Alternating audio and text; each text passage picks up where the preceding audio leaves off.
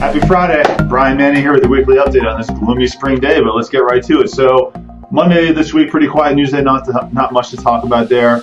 Tuesday, pretty quiet as well. Wednesday this week, we got the CPI reading. So CPI is the Consumer Price Index. This is a gauge of inflation on a month-to-month annual basis. So since we're in April, this gives us feedback for inflation year-over-year basis for the month of March.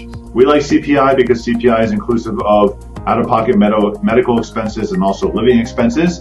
So the headline rate for CPI actually increased from 1.5 to 1.9%. So a pretty big jump there. But the headline number is also inclusive of energy costs, primarily oil. So not really the most accurate because energy is very volatile. But if you look at the core rate strips out the volatility of food prices and energy. The core rate for Consumer Price Index actually went from 2.1% down to 2%. So good to see stabilization in inflation there.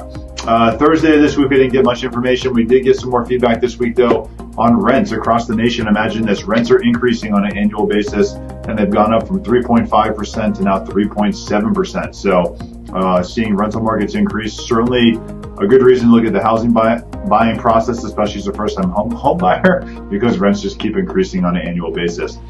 Today, not a lot to talk about today other than stocks are just off to the races.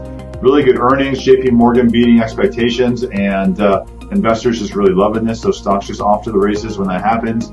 Typically does have an impact on mortgage bonds and also interest rates, which is definitely what we're seeing today. So we saw low mortgage rates on March 27th.